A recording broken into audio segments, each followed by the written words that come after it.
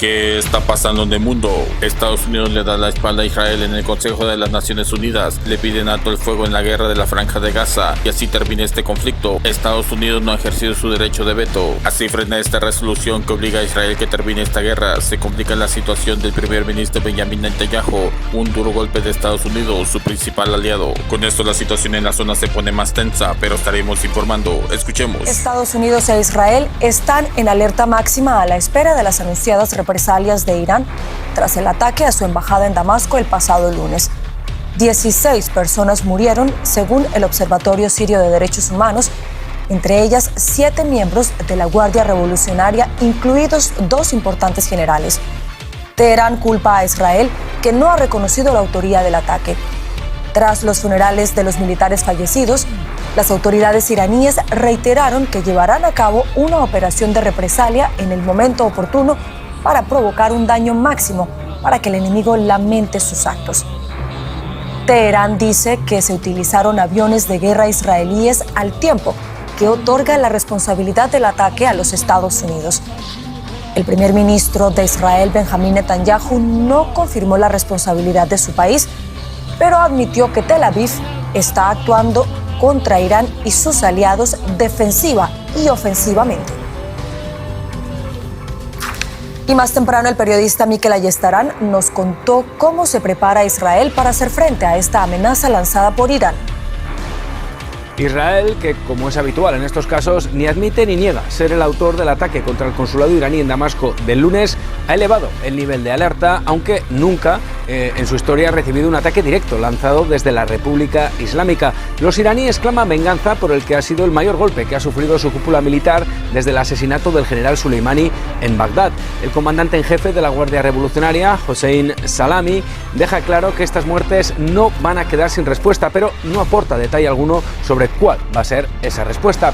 Israel cerró ayer algunas de sus embajadas, ha interrumpido las señales de GPS en el centro del país como parte de los esfuerzos para neutralizar algunas amenazas, ha llamado a los reservistas de la defensa aérea a sus puestos y ha cancelado los permisos a las tropas de combate.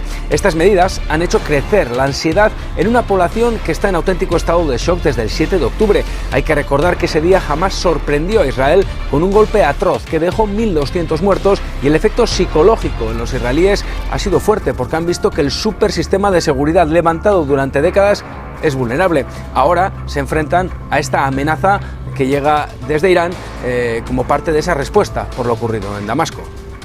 Irán insiste en que el ataque israelí contra su consulado en Damasco tendrá consecuencias. Desde Estados Unidos reconocen que están en alerta máxima ante la posible respuesta de Teherán. Y mientras se reanudan las negociaciones para un alto el fuego en Gaza, Almudena Ariza.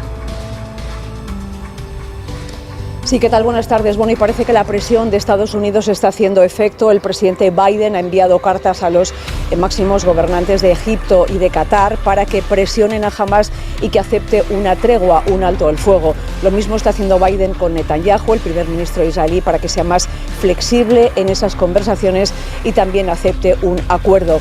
Conversaciones que se reanudan este fin de semana en El Cairo, probablemente mañana. Hasta allí viajan ya una delegación israelí, una delegación de Hamás y también el jefe de la CIA. Recordemos que hasta ahora, desde el inicio de la guerra, solo ha habido una tregua, un alto el fuego de tan solo una semana, y esto ocurrió a finales del mes de noviembre. Una guerra que, recordemos, también cumple mañana su 6º mes y en la que han muerto ya más de 33.100 palestinos. Entre tanto, aquí también en Israel seguimos en alerta máxima ante la eventualidad de un posible ataque por parte de Irán. Es el recinto de la mezquita de Al-Aqsa en Jerusalén. Tras varios momentos de tensión, la policía israelí lanza gases lacrimógenos contra miles de fieles que se concentran al amanecer para el rezo del último sábado de Ramadán. Hay 16 detenidos. Mientras en Gaza los primeros camiones con ayuda humanitaria ya habrían entrado por el paso de Erez, según medios israelíes. El ejército dice haber recuperado el cuerpo de uno de los rehenes en Han Yunis, donde también asegura haber destruido un almacén de armamento con, dicen, 1 tonelada de explosivos. La cifra de fallecidos se eleva a más de 33.100. El sistema de salud apenas sobrevive después de 6 meses de bombardeos. Este dentista ha perdido su clínica y ahora opera en una tienda de campaña.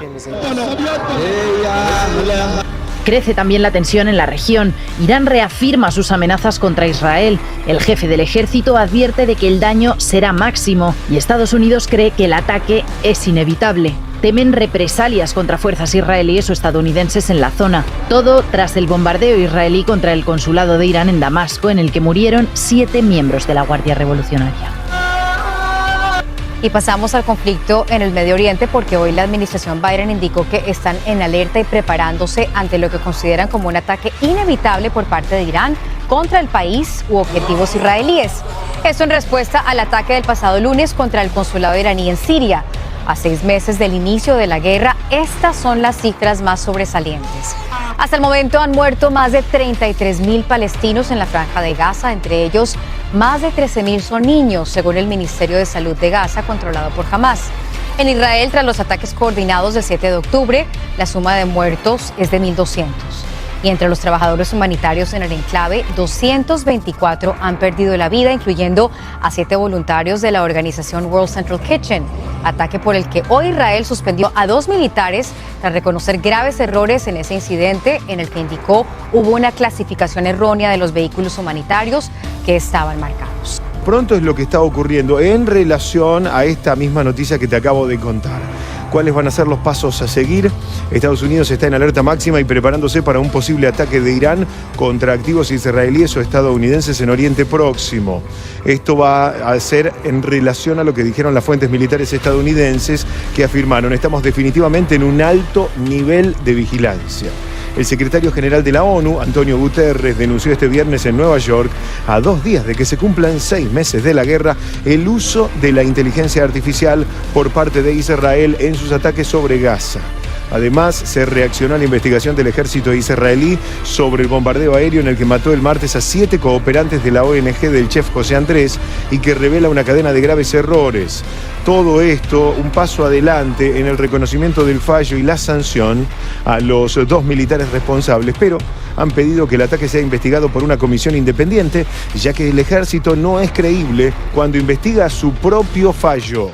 La situación geopolítica en el mundo está muy difícil. Estados Unidos le da la espalda a Israel en el Consejo de las Naciones Unidas, le piden alto el fuego en la guerra de la Franja de Gaza y así termina este conflicto. Estados Unidos no ha ejercido su derecho de veto. Así, frente a esta resolución que obliga a Israel que termine esta guerra, se complica la situación del primer ministro Benjamin Netanyahu, un duro golpe de Estados Unidos, su principal aliado. Mensaje de Kim Jong-un en apoyo total a Rusia por los ataques que recibió en su propia capital, Moscú, en la que manda condolencias a Rusia y su total apoyo por estos acontecimientos causados por terroristas. Deben ser castigados por estos actos provocados por este grupo terrorista Estado Islámico que hará Rusia con este atentado que fue en el corazón de su capital. Te invito a ver el video. Tremendas declaraciones de Vladimir Putin, lista para la guerra nuclear con Estados Unidos. Si sigue aumentando las tensiones en la geopolítica mundial, Rusia está preparada en caso necesario. Estados Unidos nunca ratificó los tratados de la no utilización de armas nucleares. Rusia tampoco lo hará. ¿Qué sucederá en el mundo? Ahora podrán hacer ensayos para ver el potencial de destrucción que tiene estas armas de forma natural. No han aprendido que nadie saldrá vencedor a usar estas armas en la guerra. La tensión se pone más difícil entre Estados Unidos y Rusia. No te pierdas próximos videos, suscríbete y escribe tus comentarios cómo ve la situación y activa la campanita.